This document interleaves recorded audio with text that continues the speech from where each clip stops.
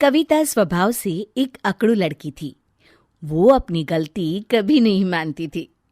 कुछ समय बाद उसकी शादी एक अच्छे घर में हो जाती है। क्या बात है गायत्री, तेरी छोटी बहू तो बहुत सुंदर है। दो दो बहुओं का सुख। तेरी तो मौज है मौज। चल इसी बात पर मिठाई खिला। अरे मिठाई क्या है, खाना खा के जा। छोटी बहू, आज तुम्हारा इस घर में पहला दिन है, इसलिए आज तू रसोई बनाएगी। जी माँ जी। कविता रसोई घर में जैसे ही जाती है तभी गायत्री की बड़ी बहू सुधा भी उसके पीछे पीछे चली जाती है। ला कविता, खाना बनाने में मैं तेरी कुछ मदद करती हूँ। अरे दीदी, आपको शायद पता नहीं, मैंने 6 महीने कुकिंग का कोर्स किया है। मुझे किसी की मदद की जरूरत नहीं है। आप हॉल में जाकर बैठिए, मैं खाना बना कर लाती हूँ। कविता की नासमझी भरी बातें सुनकर सुधा समझ जाती है कि कविता सिर्फ बातों की शेर है। फिर कविता जैसे ही खाना बना के रसोई घर से बाहर जाती है, सुधा खाना चख के देखती है। अरे बाप रे, कितना बेस्वाद खाना है। अगर सबने ये खाना खाया तो बेचारी कविता की बड़ी बेइज्जती हो जाएगी। सब उसे ताने कसेंगे। कविता फटाफट खाने की सारी कमियां दूर कर उसे स्वादिष्ट बना देती है। अरे वाह, कितना टेस्टी खाना है।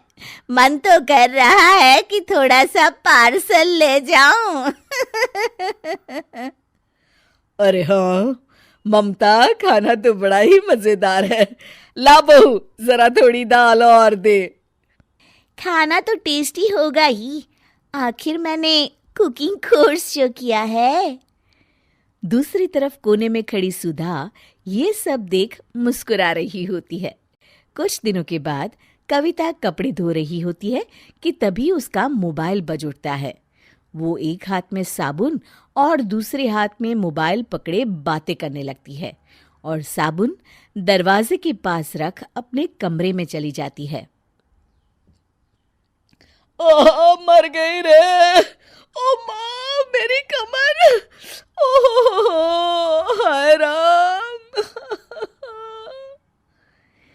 तभी उसकी नजर साबुन पर पड़ती है। अरे ये कौन बेवकूफ है जिसने साबुन यहाँ रख छोड़ा है। आई, आई, आई, आई, आई। अरे ये क्या, अभी थोड़ी देर पहले तो कविता कपड़े धो रही थी। अगर माँ जी को पता चल गया तो उसे बड़ी डांट पड़ेगी। अरे अब कोई बताएगा भी कि ये किसकी गलती है? माँ जी, मेरी गलती है, माफ कर दीजिए। गायत्री कुछ कहे इससे पहले कविता बोल पड़ती है। क्या दीदी, आपको जरा भी अकल नहीं है? अगर माँ जी का पैर टूट जाता तो? इतनी लापरवाही अच्छी नहीं है। इस तरह कविता अक्सर छोटी बड़ी गलतियां कर देती थी और सुधा हमेशा उसका बचाव करती रहती। लेकिन दूसरी तरफ अपनी आदत से मजबूर कविता अपनी गलती कभी नहीं मानती थी। एक सुबह, ये ले बहू, मेरे झुमके सोनार के यहाँ से साफ करवा के लिया। मुझे कल इन्हें शादी में पहन कर जाना है। ठीक से साफ करवा लाएगी ना? अरे माँ जी, आप चिंता मत करिए। बस आप ना सब मुझ पर छोड़ दीजिए, मैंने इसका भी कोर्स किया है। क्या बात है, दुनिया के सारे कोर्स तूने ही कर रखे हैं क्या?